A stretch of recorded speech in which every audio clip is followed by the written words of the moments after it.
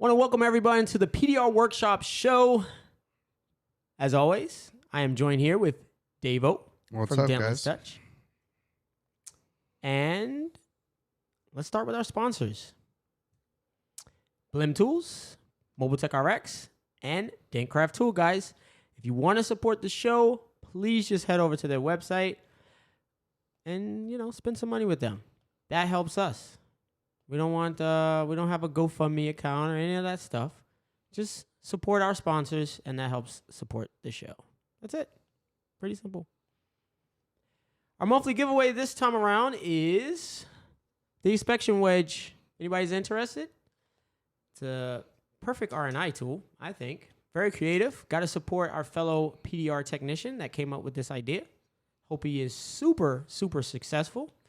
I've heard he's gotten a lot of requests on R&I guys, bodymen. Some industrial fields are looking for a wedge like this. So kudos to him. Hopefully this becomes even more of a success than he thought. So we'll be giving this away. This is my personal one, so it's kind of beat up. We won't be giving that one away.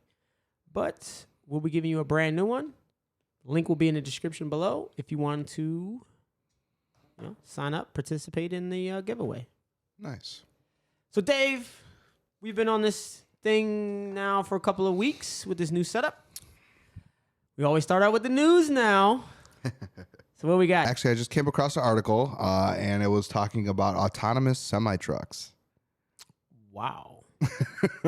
So, I mean, that makes sense, right? To me, it's just kind of crazy. It's just showing, we were kind of talking about projections of the auto industry, I think a couple of weeks ago. Mm-hmm. And this just kind of, when you think about it, how crazy just driverless semi-trucks will be on the road, jobs, how's that going to affect it? How's that going to affect the automotive business? It was the first one. It was in Florida. It drove 9.7 miles. It was the first time it was actually able to, or a semi-truck was driven without an actual driver, a driverless semi. So it was like completely self-driving, or the driver was remote, completely self-driving. It was just completely self-driving. Yeah. I read an article that the driving, that like deliveries and just, stuff like that, taxis and stuff like that, that is the largest pool of employees. Really? Just drivers. It makes sense. I mean, I don't know how many cars on the road, 30, 40, a million cars on the road every day, probably way more than that.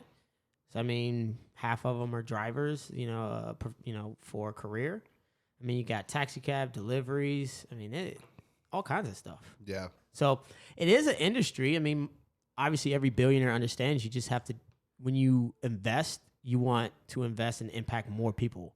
So if that's one of the largest industries that they have an opportunity to make autonomous, they're not letting up. They're not going to. Then the next thing is space. So who's doing that? Elon Musk?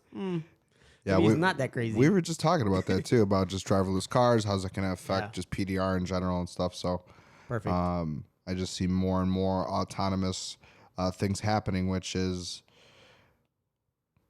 scary? not concerning, but I wouldn't say scary. Just it's, to me, I just like to see like what that to me, it just gives me kind of a projection of what automakers and stuff like that are kind of leaning towards, which helps kind of with the future of just PDR, I think. And it's not, I don't say it's scary to think about, but it's definitely something to think about, just for the future, just with the industry and stuff like that, where, cars and automotive as a whole is going. Mm-hmm. You have to be involved in that, right? Yeah. This is your realm. You can't be oblivious to what's going on. Yeah. In your I mean, world. like, I'm not a huge, like, mechanical guy when it comes to cars. But I do just enjoy the overall, beauty just of a car in general. Right. So that's kind of where I get my thing. But yeah, I think this is kind of crazy. Driver, like semi trucks too. It's not just like a little commercial. That can do some damage. If it yeah, messes up. I mean, it's kind of crazy. Kill some people. Yeah. Well, what's next, Dave? What's else? Kind of. Kiko Dead Center tabs back in stock.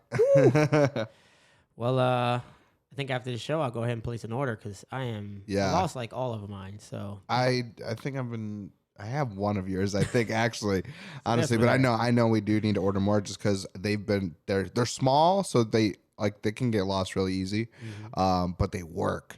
I love them. I love them. That is the new tab. So kudos to Kiko. You've built one heck of a tab. Dead center tabs. If you don't have it and you're a tech, definitely go on any one of those Dentcraft. They may be selling it. Try them first, and if not, jump on Kiko. But they're back in stock at Kiko, is what Dave is saying. So our topic for today is quick repairs versus quality repairs. Which one is more lucrative? That's a tough one. It is tough. Why is we're on that kind of organization. Why is this even a topic, Dave? Like that. I question it every day. I mean, not every day, I guess every month, because we pour out a lot. It's a lot of effort to continue to keep providing quality repairs. Not for myself. For newer techs, they end up spending twice as long on repairs, and they're already 2 to 3, 4 hours in, and now it's a 6, 7 hour repair. We don't get that money back at all. Nope. And it's, it is. It takes longer for a technician to be up to speed because we do not. There's certain criteria that the technician has to be able to do. Right. We have a way that we gauge, kind of not judge. What is the word? Like evaluate each technician. Yeah. And then they're able to be sent out to do retail repairs. So, and that process tends to take a year to 2 years before they can even touch a retail car. So now it goes down. Now that's the question: quality repairs or fast repairs, which is basically about 90%, like getting it 90%, and just say to the customer, maybe you explain to the customer up front, hey, I can only get it 90%. They're happy with the 90. Yeah. Which one's more lucrative? We're gonna discuss that right now. What do you think? I think faster repairs are just, I mean, to answer your question bluntly, I think faster repairs are more lucrative. Okay. Just quickly. It is. Yeah. So just tell the customer 80%. That's it. There you go. Be done with it. Thank you. Oh, yeah, that's great. So what draws you to the quality then? Just personal. I think for me, it's personal, just integrity.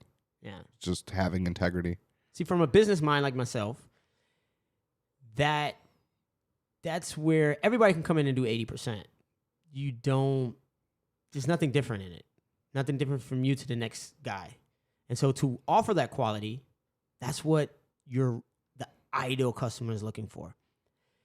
If you kind of create that avatar of that person with his Tesla Model 3 or Model S, I think it's S, right? Yeah, Model S, whatever it is, it's a $130,000 car. Do you think they want 80%? Do they go to the dealership and say, I want 80% of the mechanical work done? Right. Just leave the rest.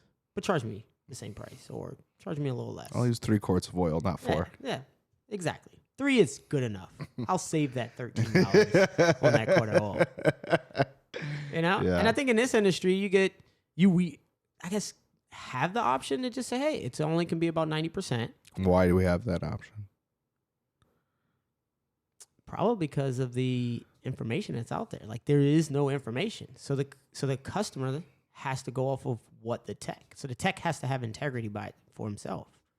The customer has expectations, but they don't even know what to actually expect just due to the nature of what we do, because it's not. I don't want it perfect. I just want it to look better.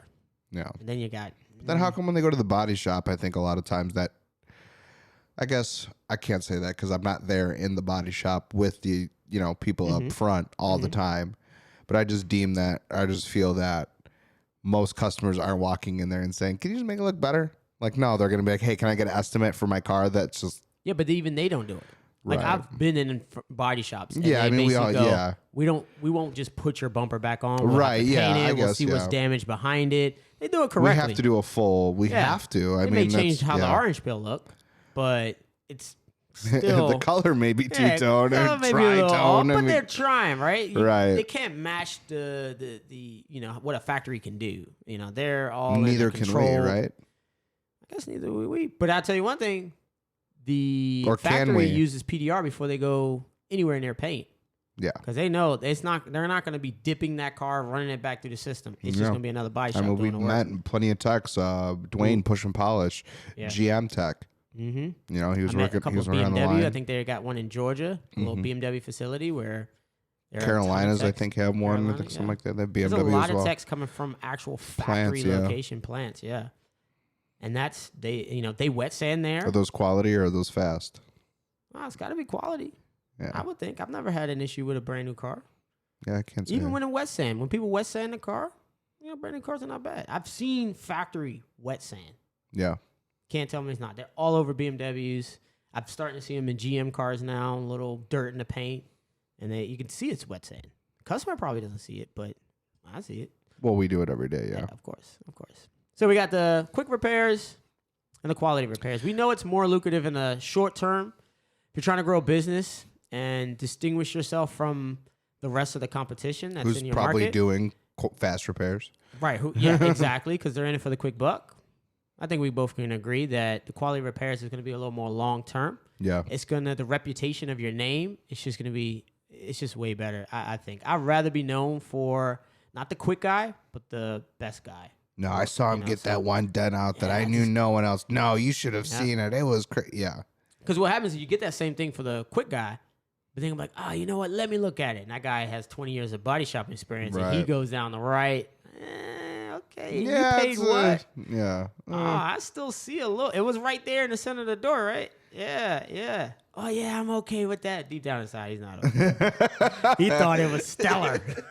The tech, because 80% customers may not see. So that wow factor. I mean, there's so much that goes into PDR, and obviously, like we were just saying, like customer doesn't know what they're actually looking for. Mm-hmm. So when that trained eye gets up to it, or goes right behind, the person who's delivering 80% work, it's like, yeah, there's still stuff there that you can most likely see. Fix. Probably another wave, maybe something. I mean, whatever it may be. The cleanup. It's called a cleanup time. So anybody watch my videos, I just call it cleanup time. Yeah, and that's what it is. And this is bringing up that 80 to the 100. Yeah, that takes the most time. So you can probably get to that 80. So no matter where that person or whoever's standing as far back as they can, looking down that whole panel as flat as possible, and there's no remnants of a like dent or we were ever on that panel. It's kind of like I think they call it Pareto rule, and it's basically the 80-20. So 80% of the dent will come up, and then we'll leave the 20%, right?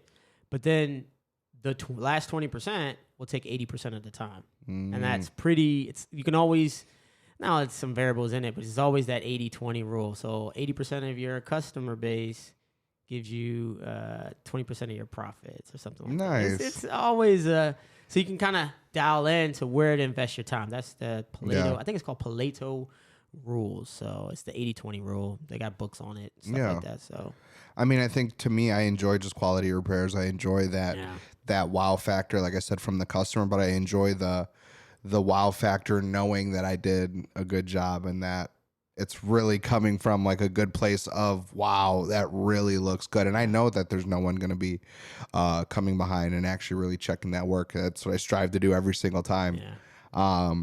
It's funny because then I try to do that in a fast way. Mm-hmm. Of course, because you got to be profitable. That's the only way you're going to stay in business. So that's what I try to do. I try to do quality repairs and keep fast. And just in a timely manner. For sure. Yep. So if you were a new tech and money was really tight for you, you really needed that money, how would you go about that? Meaning it takes you probably twice, or if not 3 times as long as an experienced tech. And so the market, you may not be able to get what it takes, the time it takes you. If it takes you 3 times long, it's not like they're going to pay you. Right. We don't have that luxury of, I always use an example of the guy that snaked my drain. He said, look, here's a flat fee, and for every hour, it's going to be $150. If he was a rookie or not, guess what? He's still going to make his money. Yeah. We don't have that option. And probably body men don't have it. Mechanics don't have it. I've seen mechanics sit on cars. They say they're only getting paid for 6, and they end up taking them 2 days because of some rusted bolt or something like that. But that's it. You kind of take the good with the bad. Yeah. And we do as well. That's going to be a lot of bad for a new tech. There's times where cars take us, a lot longer than we expected, or sometimes it goes shorter. Just depending on the situation. But fast to me, I mean, speed in this industry, I think speed just comes with just time rather than like focusing on the speed. I think focusing on the quality first is huge. Yeah. So for a newer tech who's looking to just like make money or something like that, it's tough, right? It's very tough. It's a fine line. He's got to figure out what type of company does he want, what messages he want to portray. Does he want it all? Does he want to capture everything? I want my phone to nonstop ring. Well, then faster repairs are probably going to be but they come with their own headaches too. Yeah, I mean, you're probably going to be leaning towards the faster repairs, but the quality's probably going to suffer. You're not going to have as much time to get that last little low out, knock down that last bit of crown. You're just going to, no, it's fine. It's 80%. Yeah. You want to deliver on that quality. Just that hearing 100. that, I'm just like, ugh. Yeah, you know how it goes. Why not? Just push it up and get it 100%. Yeah. But then, I mean, it's situational, like dealership stuff. Like you're answering every phone call. You got body shops looking for last minute stuff that they just painted. And now they want us to come over, drop everything you're doing, come over there. Can you fix this real quick? I'm trying to deliver it in 2 hours. And it's like, yeah, there's nothing you can do. Here I am trying to do this quickly, a fast repair for you, but you want quality. I mean, it's a fine line. Yeah. But my advice for someone like that, I'd be going to body shops. That's where you can kind of dictate your time a little bit more, but also get the money, I think, that you kind of deserve for some of the repairs. Help you out with R&Is if you really want to lead down that quality. With speed, that helps with speed. Was with the body shop. Just instead of saying, hey, can you R&I that? I'll just do it. And then leave and go there and be on the phone, I actually will watch him. What tool he's using. Oh, okay. Oh, it comes off like that. Oh, you're really tugging and push. Yeah, okay, cool. Yeah. And so that got me exposed to that side of it, the R&I side. Now I don't hesitate to pull a door panel, pull a whole door off, pull whatever I want off. I don't really care. I just count the bolts. I've learned to count the bolts, different panels, different clips. I mean, I just take notes in my head. And I have been super successful R&I and stuff. I haven't had any issues with R&Is, luckily. Yeah. Because it could have been, because even body shops, they're not at that standard of R&Is. Because if they break stuff, it just goes right back on the estimate. Right. I have to take stuff off, and have to take stuff off. And if it's not right there, and it's not right there. And these clips are brittle, they're plastic. Yeah. Oh man. So there's a lot that goes into it. I actually just stepped onto the Cornwell truck the other day at one of our accounts. Okay. And I picked up 2 just like clip pullers just because I knew that the one I had was not. It hasn't been cutting it. You know what I mean? It's been breaking clips. It's been kind of tearing up some of these. It's one just in particular that I was like, wow, I can't get this clip puller on there. So I just went and proactively got 2 new clip pullers, one with a smaller, for smaller ones and one for wider ones, just because I knew that I want to deliver on quality. And if I'm not using the right tools to do that, then yeah. I got another question, Dave. I know this is nothing is unscripted. So the question is, if you're coming from a customer standpoint, what are some of the things that you can look at that will determine if that person is a fast kind of more 80% tech or if he's, more quality?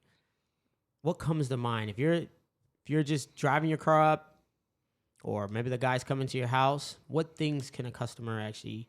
Yeah, it's different. Yeah, it's definitely a good question. I mean, I think off the bat, without even having anyone come to the house, a lot of this can be distinguished just due to online presence.